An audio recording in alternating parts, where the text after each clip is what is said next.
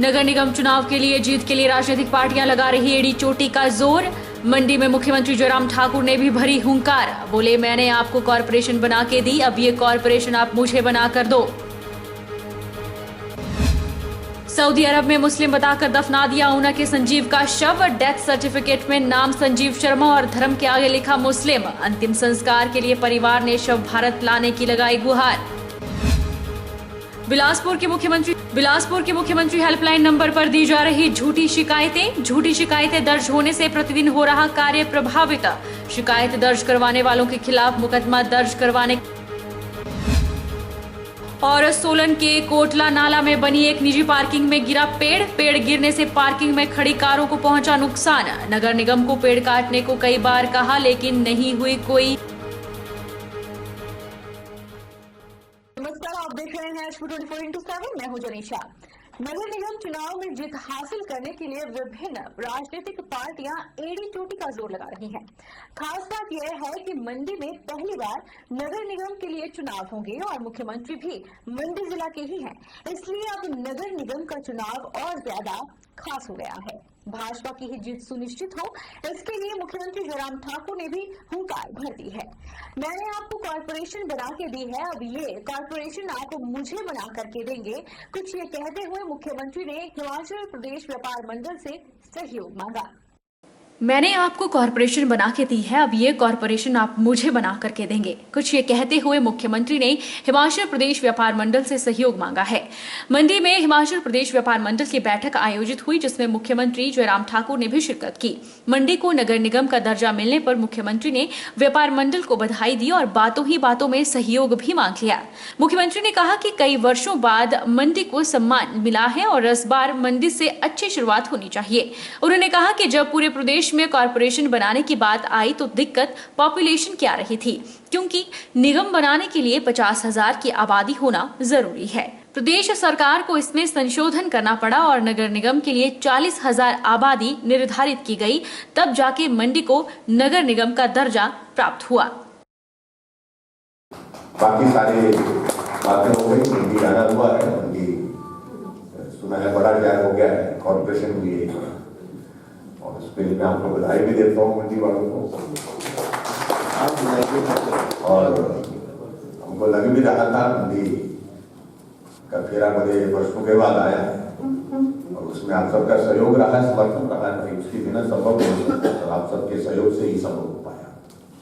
एक शुरुआत की है, ये शुरुआत अच्छी होनी चाहिए।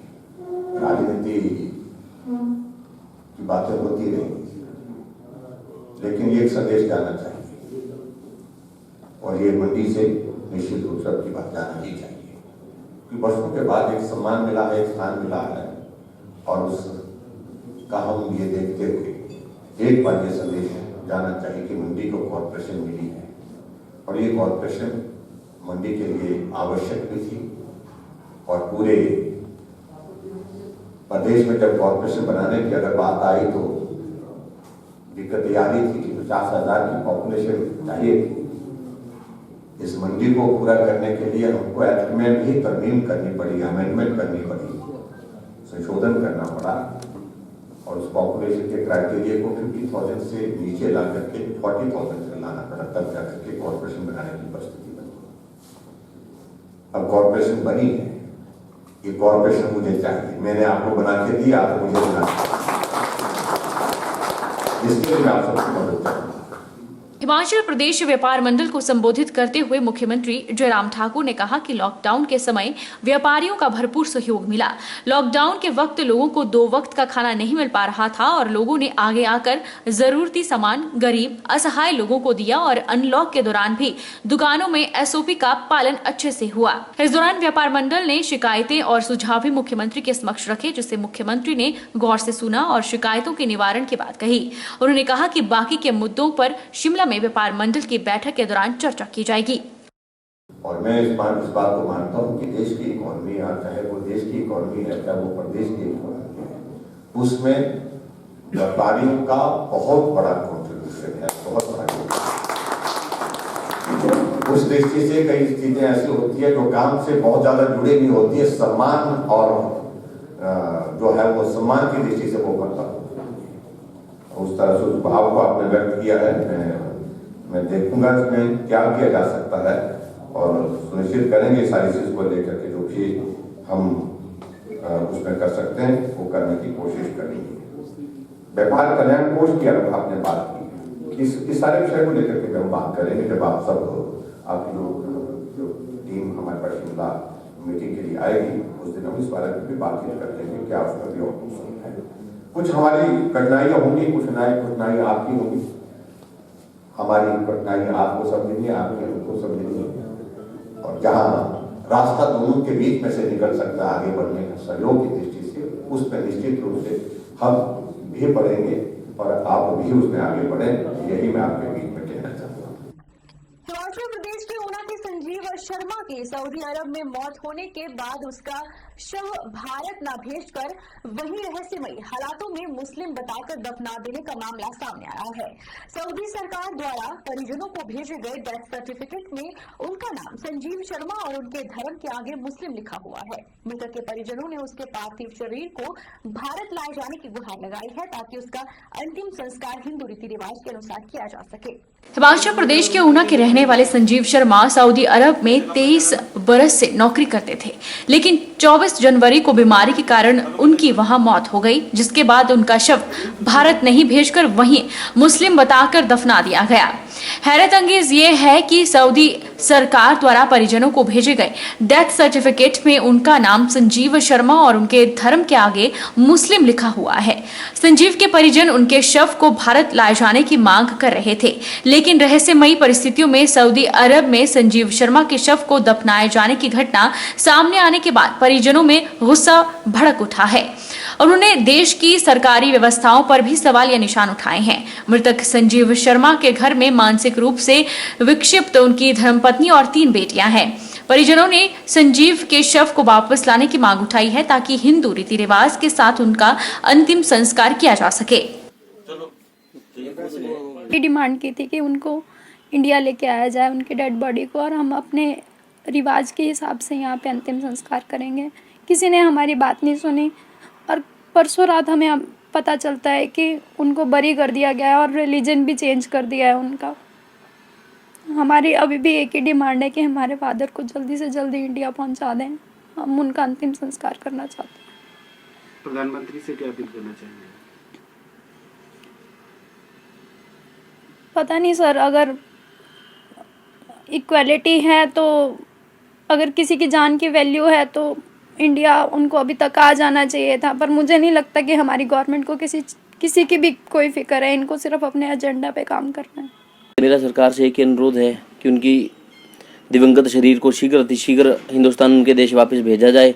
जैसा कि हमें ज्ञात हुआ है कि उन्होंने वहां उनको मुस्लिम बताकर दफना दिया है, जो कि सरासर गलत है। अमानवीय तरीके से उनको दफनाया गया है। उनको वापस उनके घर भेजा जाए ताकि उनके बच्चे जो उनको आखिरी बार देख सकें और विधिवत तरीके के साथ उनका अंतिम संस्कार हिंदू रीति रिवाजों के हिसाब से किया जा सके। मेरा भाई 23 साल से सऊदी अरब में काम कर रहा था। पिछले 1 महीने बीमार होने के कारण उनकी वहाँ पे तबीयत खराब होने के बाद मौत हो गई उनकी। तो उनको वहाँ के आदमियों ने मुस्लिम बना के वहाँ पे उनका संस्कार कर दिया गया। हमने यहाँ डीसी से भी सबसे बोला था कि हमें डेड बॉडी यहाँ पे चाहिए, पर उन्होंने हमें विदाउट इन्फॉर्मेशन सारा वहाँ पे करने के बाद कल परसों शाम को हमें बताया कि उन्होंने वहाँ पे कर दिया और मुस्लिम बना के उन्होंने सब कुछ किया। जबकि हम हिंदू हैं, हम अपने हिंदू रिवाज के साथ ही सब कुछ करना चाहते हैं। हम प्रशासन से यही चाहते हैं कि हमारे भाई को जितनी जल्दी है यहाँ लाए। हम अपने रीति रिवाज के साथ जो भी है वो करेंगे, यहाँ पे करना चाहते हैं। दिसंबर 2020 में उनकी तबीयत वहां बिगड़ गई, जिसके चलते 24 जनवरी 2021 को उनकी मौत हो गई। संजीव की मौत के बाद उनके परिजन कंपनी के मालिकों और भारत सरकार से उनके शव को वापस भारत लाए जाने की मांग करते आ रहे थे, लेकिन 18 फरवरी शाम को मृतक संजीव की कंपनी ने उनके भाई को एक संदेश के जरिए बताया कि उन्होंने संजीव के शव को सऊदी में ही दफना दिया है। संजीव शर्मा के शव को दफनाए जाने की घटना सामने आने के बाद परिजन हतप्रभ रह गए। मामला सबसे पहले आई थिंक 26 जनवरी को जो हमारे ध्यान में आया था, जिसको लेके मिनिस्ट्री ऑफ होम अफेयर्स को इसकी कम्युनिकेशन कर दी गई थी। और कल मामला, क्योंकि जो संबंधित लोग थे उनके द्वारा भी हमारे संज्ञान में लाया गया, तो हमने जो मिनिस्ट्री ऑफ एक्सटर्नल अफेयर्स के अधिकारी हैं उनसे बात करके इनको जो कहते हैं राइट फोरम या जो ईमेल एड्रेसेस ऑलरेडी प्रोवाइड कर दिए थे कल, जिसमें इनको ईमेल करने के लिए कहा गया था। जैसा कि अभी लेटेस्ट मैंने पता किया कि कल रात को 11 बजे के करीब इन्होंने अपनी समस्या और जो भी प्रॉब्लम है जो ये उसका हल चाहते हैं उससे संबंधित ईमेल रात को करीब 11:30 बजे के करीब वो कर दी गई है। हिमाचल प्रदेश में इस बार रेलवे के विस्तार के लिए 770 करोड़ रुपए केंद्र द्वारा स्वीकृत किए गए हैं, जिनमें से 450 करोड़ रुपए सबसे महत्वपूर्ण योजना भानुपल्ली बिलासपुर रेलवे लाइन के लिए स्वीकृत हुए हैं। ये जानकारी वित्त राज्य मंत्री अनुराग ठाकुर ने बिलासपुर में आयोजित जिला परिषद बैठक दिशा के बाद पत्रकारों से बातचीत करते हुए दी। तो पूर्व की यूपीए की सरकार के समय मुद्दा उठाता था, तब केंद्र की मनमोहन सिंह जी, सोनिया गांधी जी की सरकार पैसा नहीं देती थी, और जो ऊना तलवाड़ा रेलवे लाइन है उसके लिए भी बड़ा गिना चुना पैसा आता था। 108 करोड़ रुपया सैंक्शन होता था, 40-50 करोड़ रुपए मुश्किल से खर्च कर पाते थे। वित्त राज्य मंत्री अनुराग ठाकुर ने कहा कि हिमाचल प्रदेश में इस बार रेलवे के विस्तार के लिए 770 करोड़ रुपए केंद्र सरकार द्वारा स्वीकृत किए गए हैं। हमें प्रसन्नता है नरेंद्र मोदी जी की सरकार ने इस साल 770 करोड़ रुपया हमारी रेलवे लाइन के लिए दिया है, जिसमें से सबसे बड़ा हिस्सा भानुपल्ली बिलासपुर रेलवे लाइन के लगभग 450 करोड़ रुपए का यहाँ के लिए मिला है। ये अपने आप में बड़ी बात है। ये देश के हित में प्रोजेक्ट है और इसको जितनी तेजी के साथ बनाएंगे उतना लाभ मिलेगा जिला बिलासपुर को भी और देश को भी। वहीं उन्होंने कहा कि जैसे देश में प्रधानमंत्री नरेंद्र मोदी ने भ्रष्टाचार मुक्त सरकार दी है, उसी प्रकार पश्चिमी बंगाल में भी भाजपा भ्रष्टाचार मुक्त सरकार देगी, ताकि वहां पर भ्रष्टाचार का नाश हो सके और सुशासन की सरकार वहां पर बन सके, जिससे लोगों को राहत मिले। उन्होंने कहा कि पश्चिमी बंगाल में ममता बनर्जी की हिंसा और भ्रष्टाचार से जनता परेशान है। हिंसा जिस तरह से तृणमूल कांग्रेस ने बढ़ाई है, उससे स्पष्ट दिखता है कि आने वाले समय में तृणमूल कांग्रेस की नैया डूबने वाली है और भाजपा पूर्ण बहुमत से पश्चिमी बंगाल में सरकार बनाने वाली है। हिंसा जिस तरह से तृणमूल कांग्रेस ने बढ़ाई है, ये अपने आप में स्पष्ट तौर पर दिखता है कि तृणमूल की नाव डूबने वाली है। घबराहट तृणमूल में देखने को मिलती है। तृणमूल के नेता लगातार तृणमूल कांग्रेस को छोड़कर जा रहे हैं और ममता बनर्जी का भ्रष्टाचार, जो कट मनी से लेकर कोल माफिया तक, ये सारा करप्शन का जो धंधा था, ये जनता के सामने आया है। बाइपो, जिसको ममता बनर्जी का भतीजा यानी कि दीदी बाइपो की सरकार, इसको लूट और भ्रष्टाचार की सरकार के रूप में पश्चिम बंगाल के लोग देखते हैं और भ्रष्टाचार मुक्त शासन चाहते हैं। तो सुशासन के लिए वो नरेंद्र मोदी जी की सरकार को देखते हैं, भारतीय जनता पार्टी को एक विकल्प के रूप में देखते हैं, क्योंकि देश में भी भ्रष्टाचार मुक्त सरकार किसने दी तो मोदी जी ने, और बंगाल में भी नई सरकार एक बदलाव के रूप में लेकर आएंगे और सुशासन कायम करेंगे तो भारतीय जनता पार्टी करेगी। क्षेत्रीय अस्पताल बिलासपुर का प्रशासनिक कार्य इन दिनों काफी प्रभावित हो रहा है। मुख्यमंत्री हेल्पलाइन पर जिला अस्पताल की झूठी शिकायतें पहुंच रही हैं। यह बात बिलासपुर चिकित्सा अधीक्षक डॉक्टर एन.के. भारद्वाज ने पत्रकारों को जानकारी देते हुए दी। उन्होंने कहा कि बिलासपुर जिला के निजी अस्पतालों की शिकायत भी जिला अस्पताल बिलासपुर की बताकर कुछ शरारती तत्व कार्य प्रभावित कर रहे हैं। क्षेत्रीय अस्पताल बिलासपुर में मुख्यमंत्री हेल्पलाइन पर झूठी शिकायतें पहुंच रही है। जब शिकायतों की जांच की जा रही है तो वह झूठी पाई जा रही है। बिलासपुर चिकित्सा अधीक्षक डॉक्टर एन.के. भारद्वाज ने बताया कि कुछ दिन पहले ही जिला अस्पताल बिलासपुर में नेत्र रोग विशेषज्ञ 3 माह से न होने की शिकायत दर्ज करवाई गई, लेकिन सच यह है कि नेत्र रोग विशेषज्ञ बिलासपुर अस्पताल में लंबे समय से अपनी सेवाएं दे रहे हैं। अधिकारी ने बताया कि कुछ समय से ऐसी झूठी शिकायतें आने की वजह से सारा कार्य प्रभावित हो रहा है, जिसके कारण अधिकारियों को भारी दिक्कतों का सामना करना पड़ रहा है। कुछ ऐसी है जिसका कोई किसी से कोई लेना देना नहीं है, कि हमने ऐसी कंप्लेंट आ रही है कि जी हमारे को जो है आई का डॉक्टर नहीं 2 महीने की छुट्टी चला गया हो, जबकि 2 महीने का डॉक्टर का जिस भी डॉक्टर से उसकी बात हो रही है, एक ही डॉक्टर हमारा आई सर्जन है और वो एक दिन डेली ड्यूटी पे बैठ रही है लड़की, नई हमारे आई सर्जन ने ज्वाइन किया हुआ है। तो उससे क्या हो रहा है, किसी प्राइवेट हॉस्पिटल की जैसे कोई प्रॉब्लम आ रही है, प्राइवेट हॉस्पिटल में कोई प्रॉब्लम होती है, वो भी हमारे पास ही उसकी प्रॉब्लम हमारे को डिलीवर हो रही है। तो उससे हमारे का ना टाइम वेस्ट बहुत ज़्यादा हो रही है। अगर किसी जनरल प्रॉब्लम है तो कंप्लेंट करने से पहले है कि हमारे हॉस्पिटल अथॉरिटी से सीधी डायरेक्ट बात करें। अगर इसका समाधान यहाँ नहीं होता है तो उसके बाद आगे जा सकते हैं, लेकिन पहले हमारे से तो बात कर ली जाए कि हो क्या रहा है। बिलासपुर सदर के पूर्व विधायक बंबर ठाकुर ने कांग्रेस के वरिष्ठ नेता को पार्टी के पक्ष में काम करने सहित गलत बयानबाजी न करने की नसीहत दी है। बंबर ठाकुर ने कहा कि बिना पार्टी की बैठकों और धरना प्रदर्शनों में भाग लिए कांग्रेस के पूर्व महासचिव मुख्यमंत्री बनने के सपने देख रहे हैं। पूर्व विधायक बंबर ठाकुर ने बिना किसी का नाम लिए कहा कि एक व्यक्ति कांग्रेस के किसी कार्यक्रम या जलसे में नहीं आता है और समाचार पत्रों के माध्यम से बयान लगाए जा रहे हैं कि जगत प्रकाश नड्डा बिलासपुर का गौरव है, जबकि कांग्रेस पार्टी और पार्टी के तमाम पदाधिकारी और नेता नरेंद्र मोदी, अमित शाह और जगत प्रकाश नड्डा की दमनकारी नीतियों के खिलाफ लड़ाई लड़ रहे हैं और कांग्रेस का एक वरिष्ठ नेता जेपी नड्डा की जय जयकार कर रहा है। यह कांग्रेस पार्टी को कमजोर करने का प्रयास है। हाईकमान को ऐसे लोगों के खिलाफ अंकुश लगाना चाहिए। एक व्यक्ति, बिलासपुर का एक व्यक्ति जो है कांग्रेस पार्टी को के किसी कार्यक्रम में नहीं आता, किसी धरने में नहीं आता, किसी जलसे में नहीं आता, जगत प्रकाश नड्डा जी के ऊपर कोई बयान नहीं देता और अपने एक पूर्व महामंत्री से बयान लगवाता है कि जगत प्रकाश नड्डा तो बिलासपुर का गौरव है। हम बिलासपुर के अंदर उनके खिलाफ चुनाव लड़ते हैं, मैं बिलासपुर में उनके खिलाफ चुनाव लड़ता हूँ, हम उनके खिलाफ लड़ाई लड़ रहे हैं, प्रदेश अध्यक्ष कांग्रेस के उनके खिलाफ लड़ाई लड़ रहे हैं, पूरे प्रदेश के आला कांग्रेस के नेता जगत प्रकाश नड्डा जी, अमित शाह और मोदी की दमनकारी नीतियों के खिलाफ लड़ाई लड़ रहे हैं। और ये व्यक्ति बोलता है कि मैं कल मुख्यमंत्री बन जाऊं, सवेरे बन जाऊं।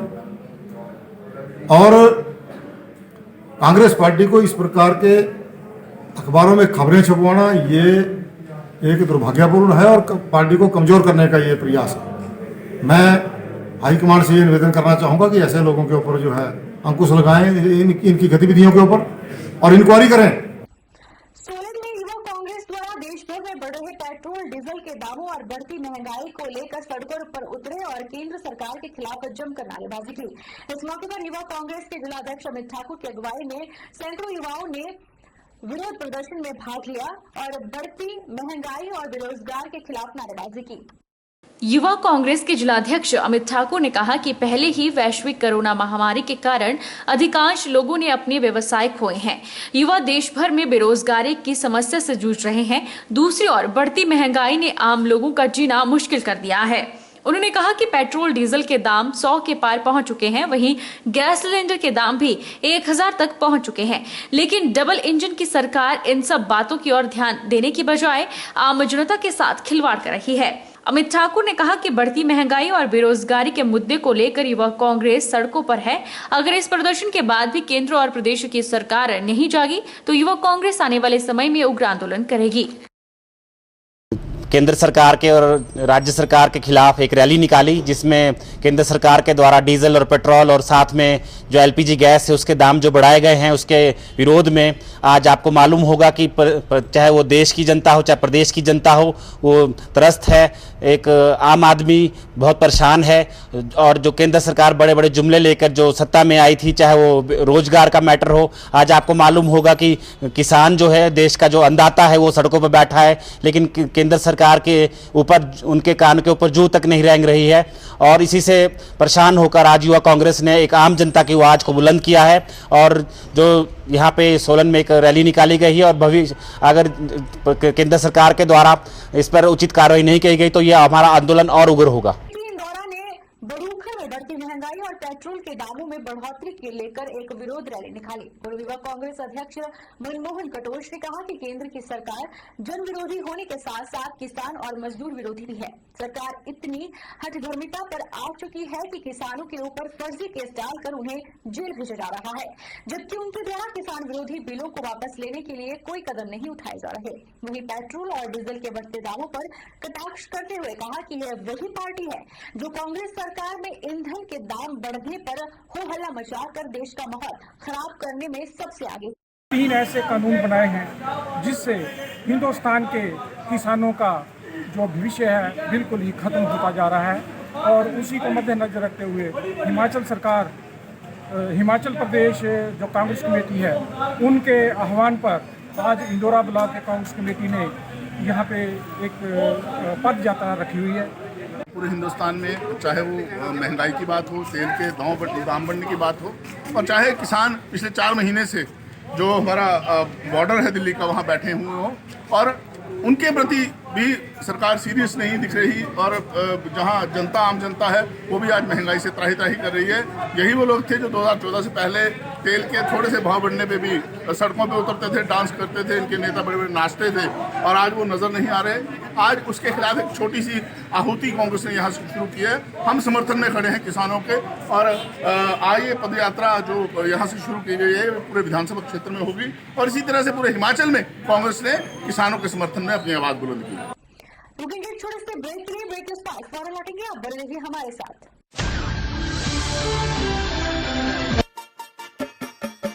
छोटे, आज का मैच तेरी बैटिंग का असली टेस्ट है। Test sir, test drive. Test बहन जी मतलब टेस्ट तो कर लो।